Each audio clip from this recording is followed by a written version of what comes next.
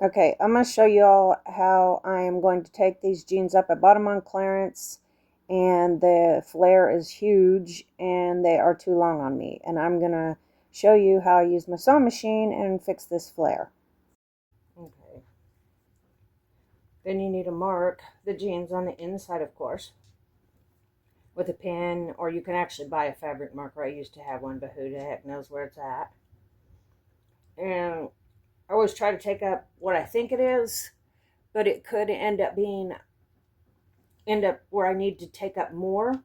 But it's always better to have where you can take up more than less, because you can fix it, but it's a lot harder. You're going to have to seam rip it all out if you mess up. But I mark it where I think it is, and then I'll sew this and then go ahead and try them on. And if it needs more, I'll take up a little more, and so on until I get it about right where I need it at. But mark both legs. And then we're going to unstitch this bottom hem, because we're going to have to sew through there. See, my dogs are trying to help. They always got to be part of whatever it is I'm doing. I don't need no dog to help. No, I don't. I appreciate it, though. Goals with these tariffs is to make U.S. I wanted to show you all that more competitive. I pulled the hem. With the rest of the world.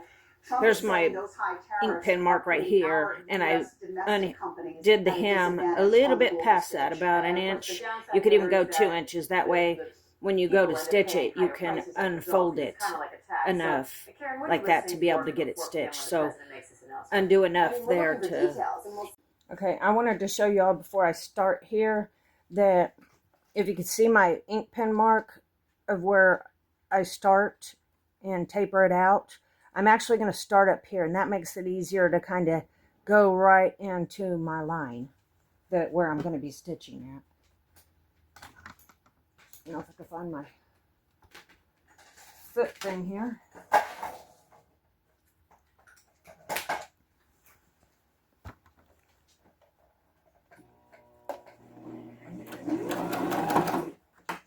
Back stitch always. Keep it from coming undone.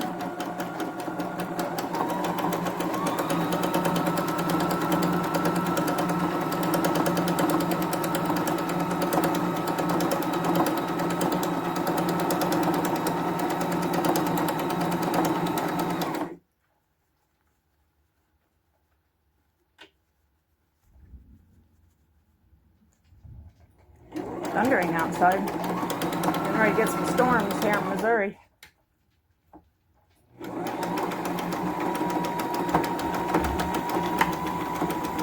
Back stitch at the end, of course.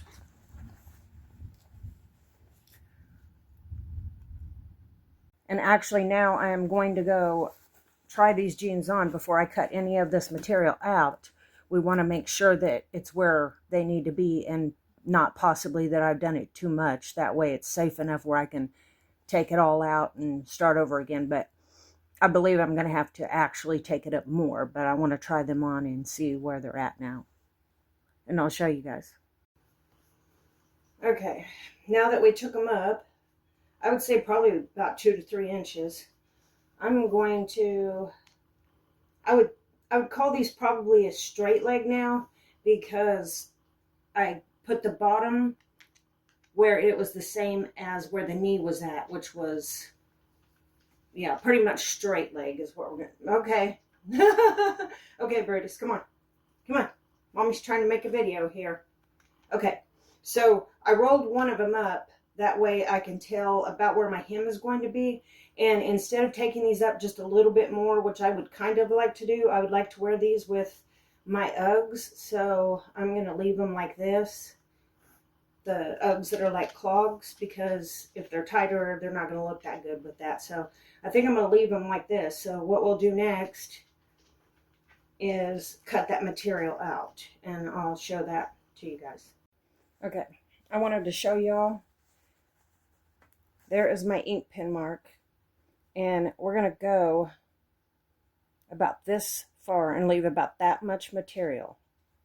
I would say it's probably about 1/2 inch, maybe a little bit bigger than 1/2 inch. We're going to leave that much material when we cut this out,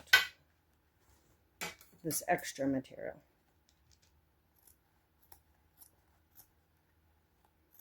Okay, Burgess is going to help me. My little Mr. Nosy. The other two are taking a nap. I have 3 of them. 3 Morkies and 2 cats. I don't know if you guys follow me on my other channel, but my other channel has just my pets on it. It should be linked up at the top of my page. This is my new page. So we're going to leave about that much. I hope you guys can see that. I'm going to zigzag stitch all along this edge to keep this from unraveling when we wash them in the wash machine and put them in the dryer. I can find my foot pedal here.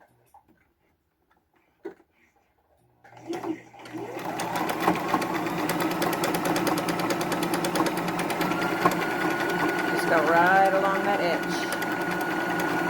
It kind of just seals it up and keeps it from ever unraveling too much. Because if you don't do that, after a few washes, your jeans are probably going to come apart, which would not be good. Always backstitch when you start and when you stop, and always zigzag if it's something like this kind of denim that unravels, because we don't want that.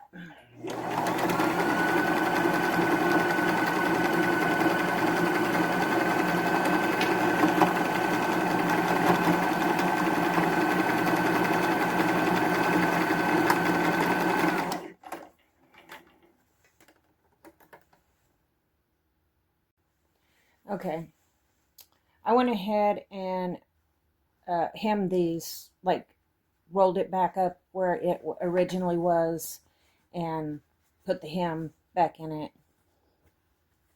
There's some dirt on because they were too long, and I always sew up my jeans. I always alter them when they're dirty before I wash them. That way they're already stretched out, and that's what they're going to look like after I wear them for a few hours. So that's why it's dirty right there. But I wanted to tell you guys that normally I would use the same color thread. I have some denim thread like that, but for the sake of the video, I didn't feel like, and I'm too lazy, I didn't want to go find the thread, so I just used white. But nobody's going to be looking at the jeans that closely anyway. But that being said, these jeans are too long for me. Probably, I don't know, 3 inches or so. And I am going to be hemming these up, and I want to keep this original looking hem. So on my next video, that's what I will be doing, is shortening the legs. But if these were the right length, I would be done now. That would be, the job would be finished. But I will show you guys on my next video how you can keep this original hem. And